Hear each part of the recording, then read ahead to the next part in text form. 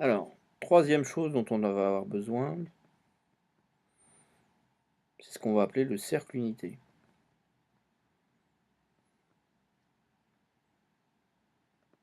Après ce premier lien entre les complexes et la géométrie, on va introduire le cercle unité. Donc je pars toujours de mon point M, d'affixe z égale x plus jy. Et son module de z, qui est la distance du point O origine du repère au point M, ça vaut racine de x2 plus y2.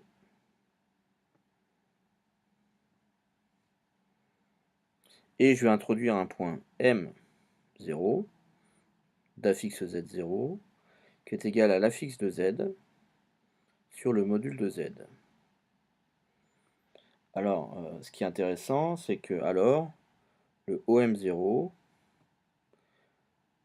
c'est le module de z0, c'est donc le module de z sur le module du z, de z, donc ça vaut 1. 1. O, c'est le centre du repère, et donc du coup, OM0, c'est donc une distance unitaire, puisque OM0, ça vaut 1. Alors si je fais mon dessin dans le plan complexe, donc j'ai l'axe des imaginaires purs, j'ai l'axe des réels, et puis je vais avoir quelque chose qui serait... je vais avoir quelque chose qui va être comme ça. Ça c'est mon point M d'affixe Z, et mettons que j'ai mon point M0 d'affixe Z0.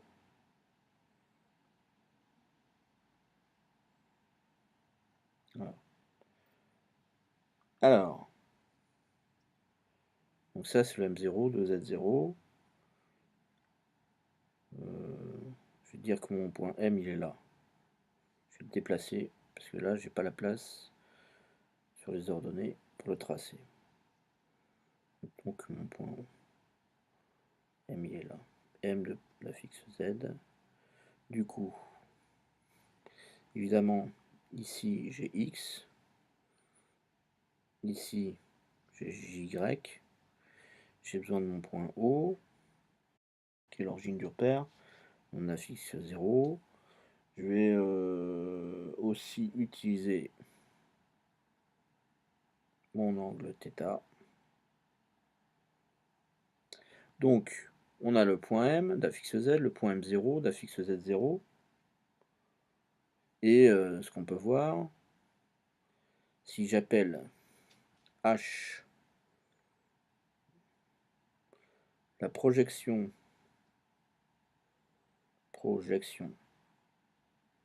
orthogonale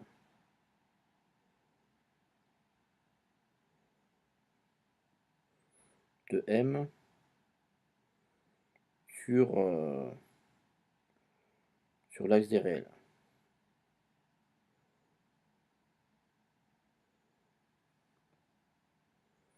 Et H0, la projection elle aussi orthogonale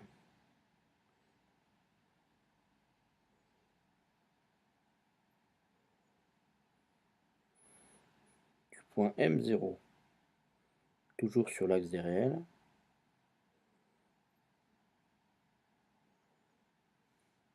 Je vais donc me retrouver avec donc, le point H0, il est là, et le point H, il est là. À ce moment-là, j'ai des triangles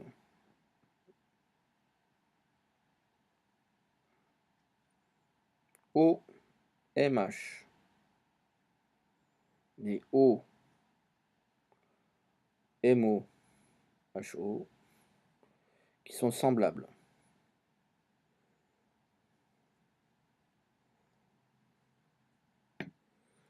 Puisque finalement, on passe de l'un à l'autre en réduisant la hauteur et l'abscisse M0 du point M0, l'abscisse du point M0, on passe de X à H0, qu'on pourra appeler X0, qui sera X sur module de Z. Et on passe de JY à JY sur, sur module de Z. Donc ils sont semblables. Donc d'après le théorème de Thalès,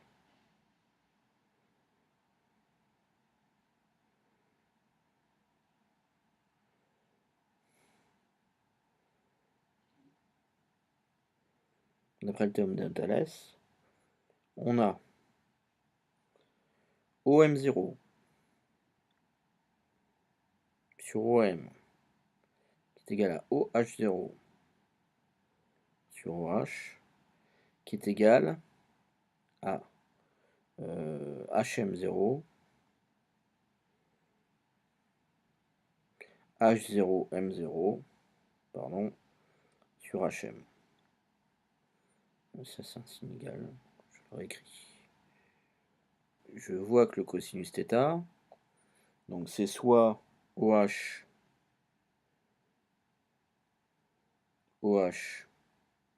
sur OM, mais OH sur OM, comme à chaque fois j'ai le même rapport entre les quantités 0 sur les quantités sans 0, je vais pouvoir dire que c'est OH0 sur OM0. Mais OM0,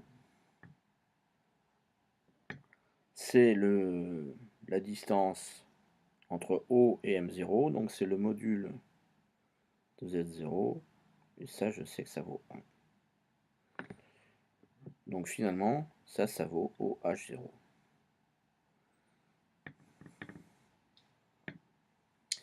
Le sinus θ. Sinus θ, c'est HM sur OM. HM, je vais le remplacer par H0, M0. OM par OM0. Et vu que OM0, ça vaut 1, ça vaut donc H0, M0. Donc je m'aperçois que OH0, c'est le cosinus θ. Et que le H0, M0, c'est le sinus θ. Donc ça, c'est deux relations intéressantes. Et évidemment, vu que OM0 est unitaire, je retrouve, d'après Pythagore, OM0 au carré, qui vaut 1, c'est égal à OH0 au carré, plus H0M0 au carré. OH0, c'est cosinus θ, donc ça c'est cosinus θ au carré. Et puis H0M0, c'est sinus θ, donc ça c'est sinus carré θ. D'où cosinus carré θ plus sinus carré θ c'est égal à 1. Bon, ça évidemment c'est une relation aussi importante. Donc, à partir de ça, là où M, c'est le point d'affixe Z, qui vaut X plus J, Y, je vois que X, j'ai cosinus θ, c'est X sur R, que sinus θ, c'est Y sur R, donc, où X égale R cosinus θ, Ça s'écrit encore y égale r sinus θ. Donc je peux déjà écrire que m, c'est le point d'affixe z égale x plus jy, où m, l'affixe z égale r cosinus θ, r facteur de cosinus θ plus j sinus θ. Et s'agissant du point m0, qui est lui d'affixe z sur module de z, donc c'est-à-dire z sur r, je m'aperçois en définitive que le point m0, son affixe z0, ça vaut cosinus θ plus j sinus θ. Et puisque OM0, c'est-à-dire le module de Z0 est égal à 1, et ce, quel que soit θ appartenant à R, le lieu des points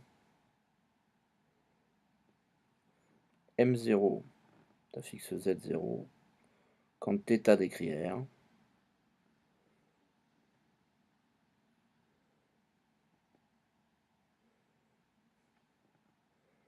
c'est le cercle de centre O et de rayon unitaire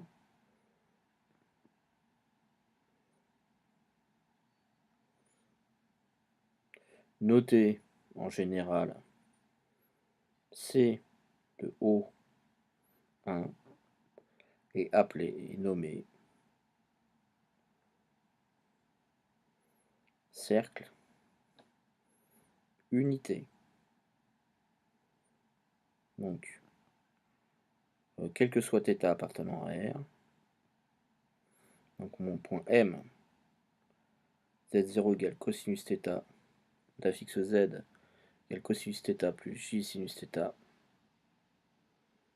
il appartient au cercle unité. Alors, ça c'est intéressant.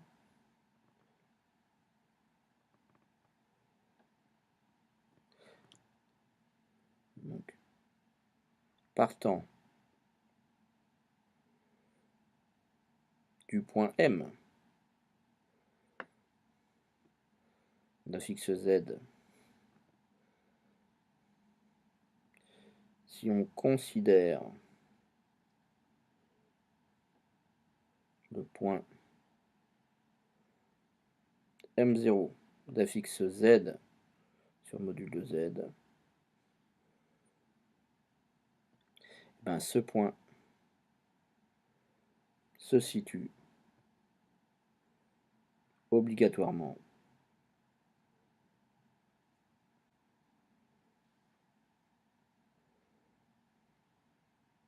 sur le cercle unité, sur CO1.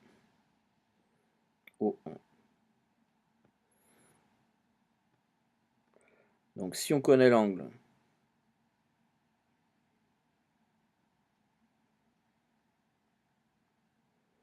on peut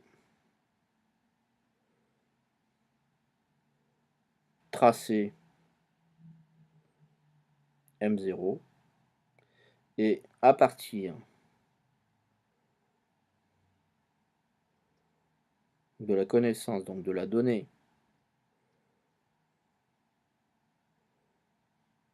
de module de Z, tracer le point M d'affixe Z.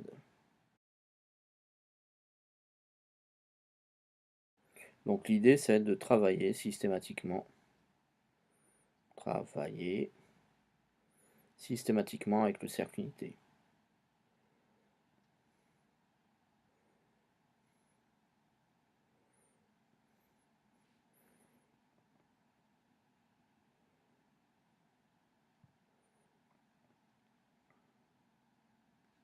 Donc en fait finalement ça revient à faire un changement d'échelle.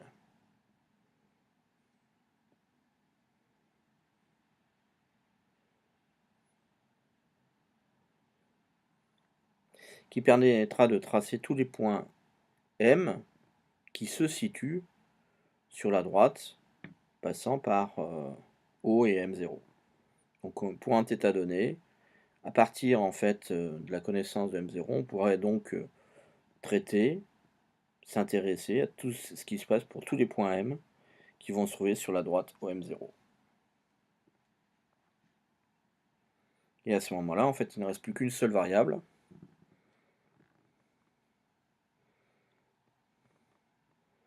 Description de M0 à partir de la seule variable θ.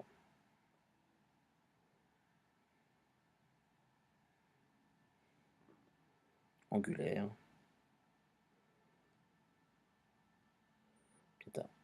Et si on veut revenir à un point M, eh ben, il suffit de connaître le facteur d'agrandissement ou de réduction, suivant que le module de z est plus grand ou plus petit que 1.